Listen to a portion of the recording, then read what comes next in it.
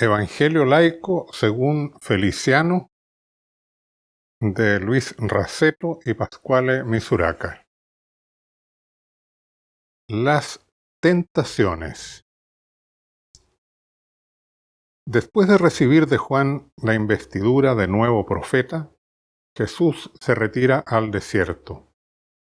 Un mar de arena, sin límites y sin puntos de referencia, bajo un sol cuya luz confunde la tierra y el cielo.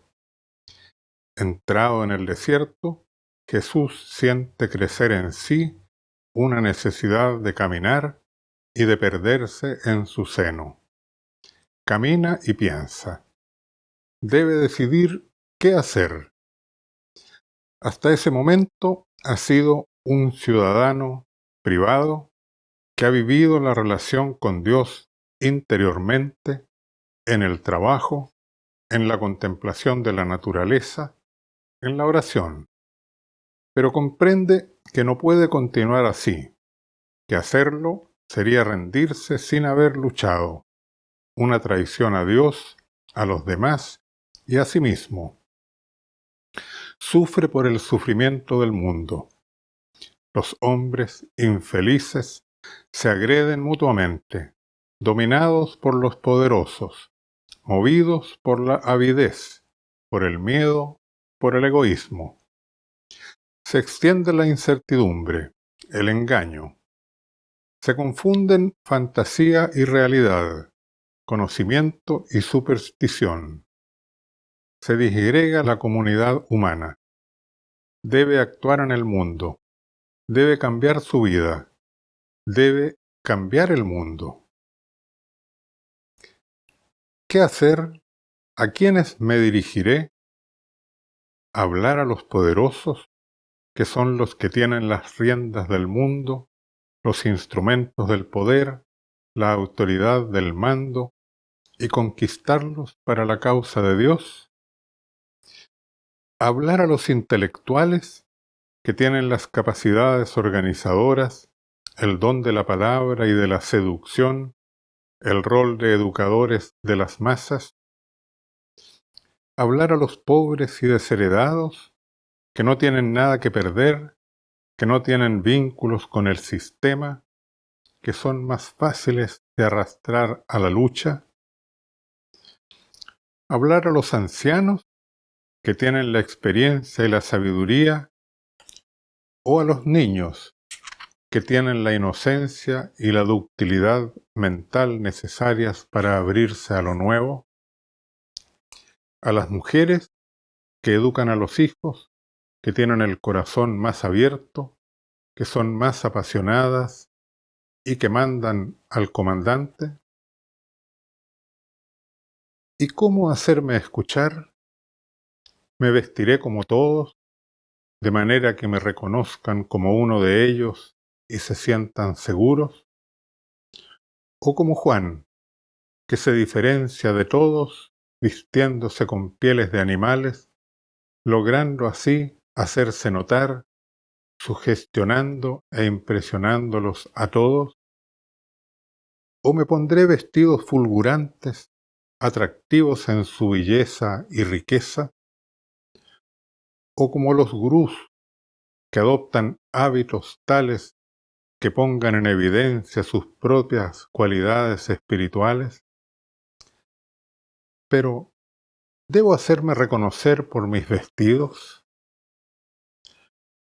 ¿Con qué lenguaje expresaré lo que pienso y siento? ¿Usaré las palabras o las imágenes? ¿Debo hablar o escribir? ¿Debo consignar el mensaje en un libro?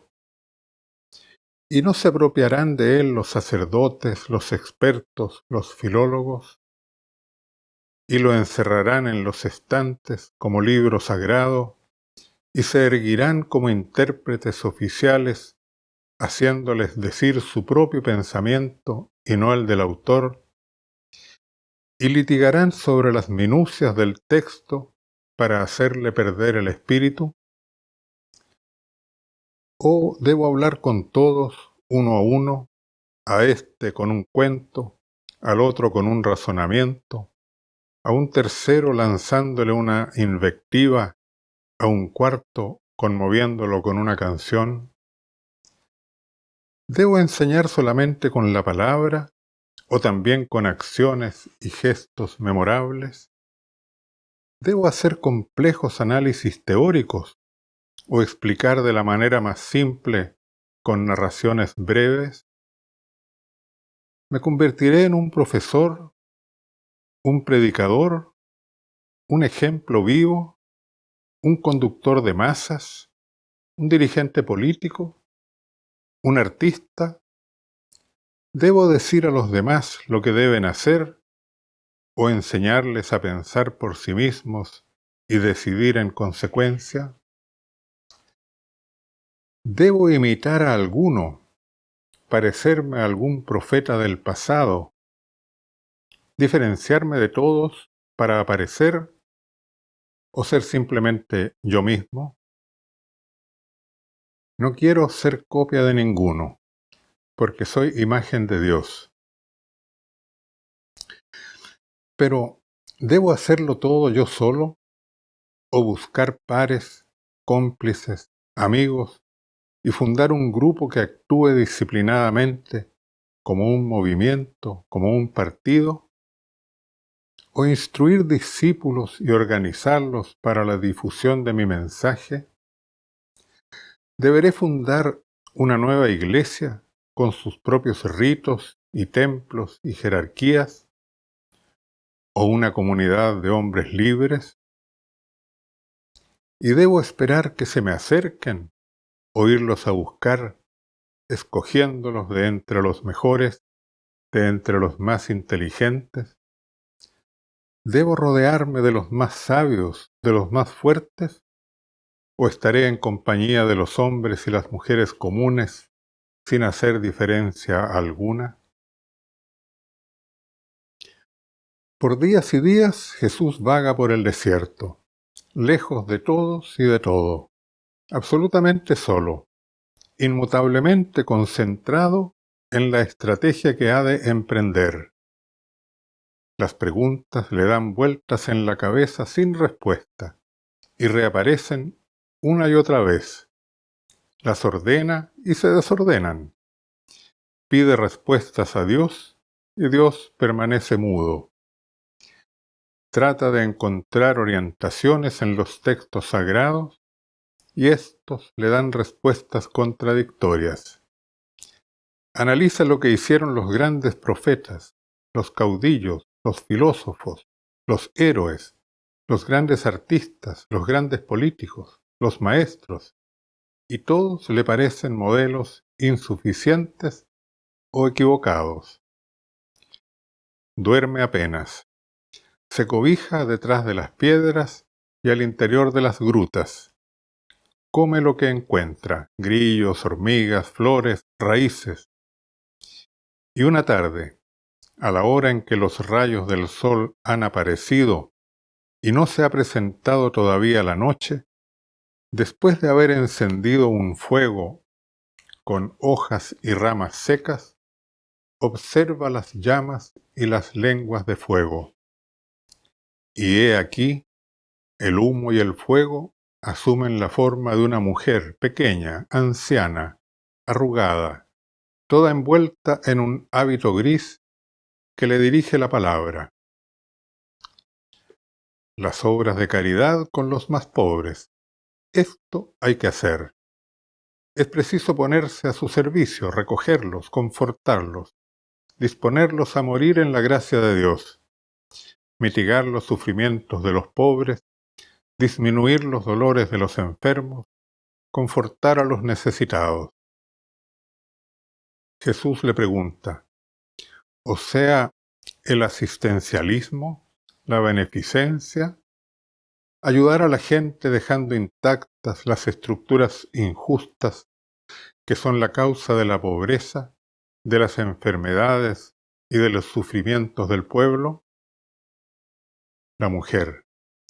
La caridad es lo que Dios quiere y lo que podemos hacer. ¿Quieres acaso cambiar el mundo? ¿No sabes que Dios en su sabia providencia lo acepta lleno de dolores y tal que conduzca a los seres humanos a la humildad, a la resignación, a predisponerse a buscar el cielo y no los placeres del mundo? Jesús. Dios nos hizo a todos iguales, nos quiere a todos felices. Un hombre y una mujer sufrientes, necesitados, desesperados, son la negación de su voluntad, el fracaso de su proyecto. Son la consecuencia de la maldad de un sistema social construido por los poderosos para defender sus privilegios y su potencia. Las obras de beneficencia no mellan un mundo dividido entre los placeres de los ricos y los sufrimientos de los pobres. No arrancan las raíces de la explotación que convierte a todos, poderosos e impotentes, en seres inferiores a sí mismos. La caridad no elimina las estructuras de la injusticia. La figura de la mujer desaparece en el fuego. El fuego se agranda, llamea, y con un crepitar adquiere ahora forma, frente a Jesús, la figura de un hombre alto y de cabello largo que viste un uniforme verde oliva. El hombre le dice: la revolución, con los obreros y los campesinos, esto hay que hacer. Hay que escoger a los jóvenes más encendidos, los más conscientes, y organizarlos para la guerrilla, y partiendo de las montañas y de los campos, adiestrarlos para la lucha, haciéndolos cumplir acciones demostrativas, desde las más insignificantes hasta las más grandiosas, y conquistando soldados y territorios, sostenedores e informantes, aproximarse a las ciudades, golpeando al enemigo para debilitarlo, quebrantarlo, aterrorizarlo, y cuando se hayan acumulado las fuerzas suficientes, unidas por una férrea disciplina, entrar en la ciudad, controlar los medios de comunicación y, en fin, asaltar los palacios y conquistar el poder. Jesús. O sea, la guerra, una parte del pueblo contra otra parte del pueblo, los hijos contra los padres, los hermanos contra los hermanos.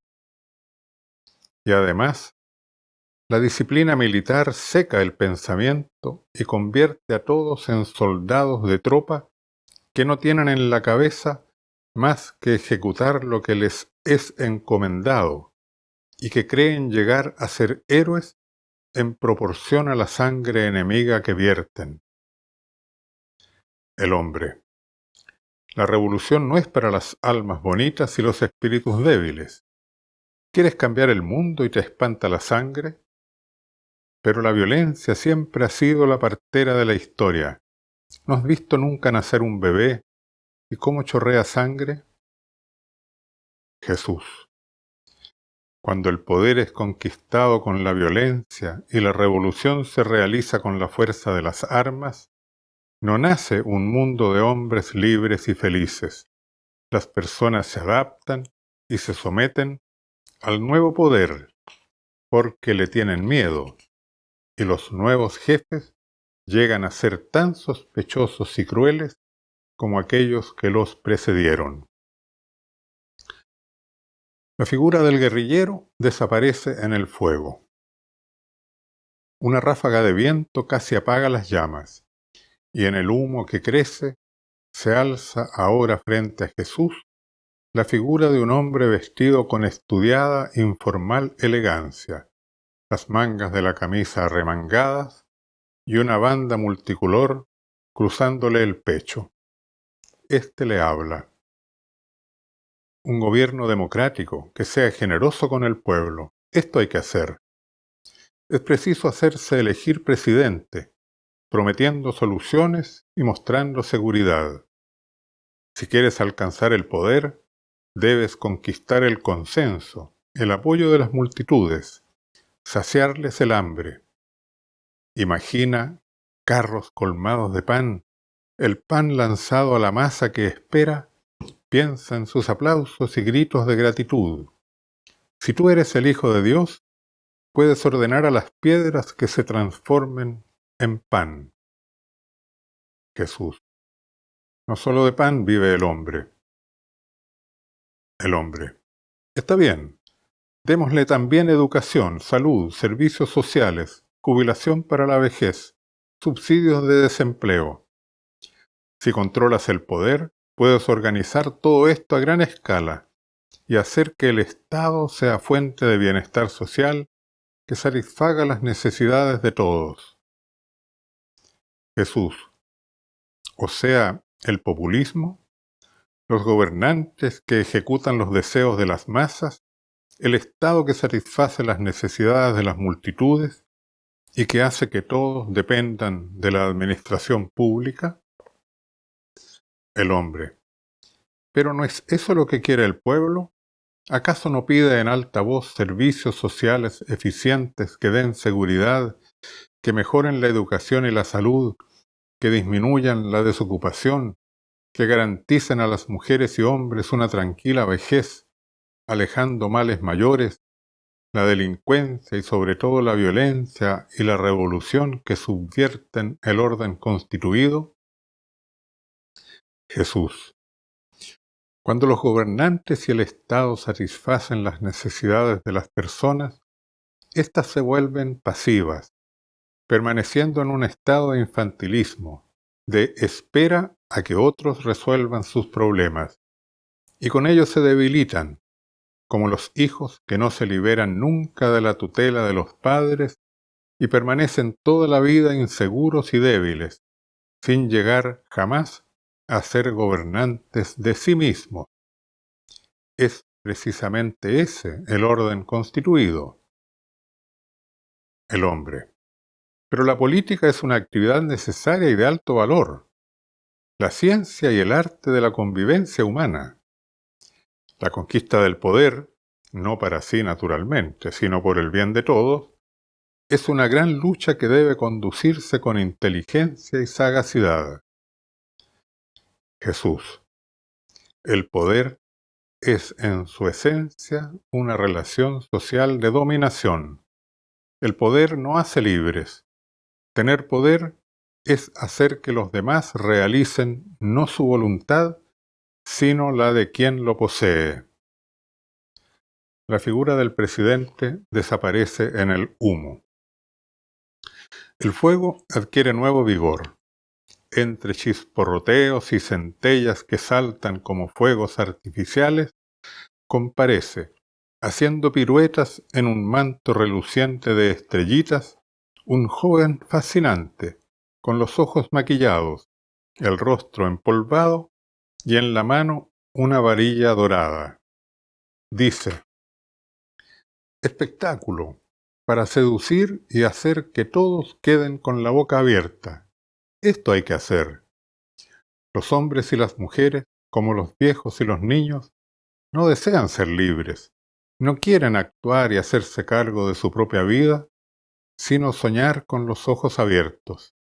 Quieren admirar a alguien que no sea como ellos, un divo, una estrella, un mago, que les haga vivir en un mundo encantado.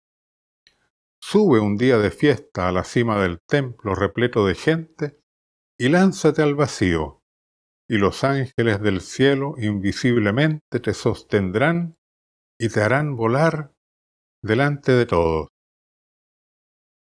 Jesús. O sea, el culto de la personalidad, hacer de sí un ser superior, seductor, inalcanzable. ¿Y a quién conviene? ¿Y para qué sirve esto? El joven.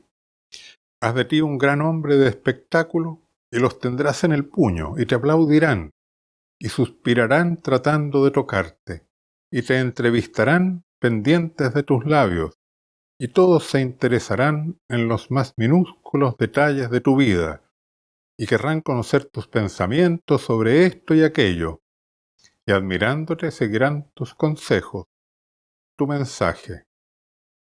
Jesús. Apártate de mí, bufón. El divo desaparece en los tizones ardientes entre las cenizas.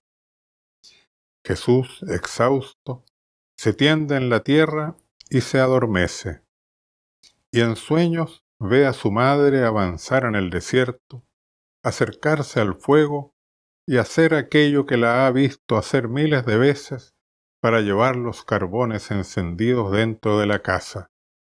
Se arrodilla ante el fuego, extiende un extremo de su delantal de cuero, coloca en él una capa de cenizas y encima dispone los carbones aún encendidos, cubriéndolos con más ceniza.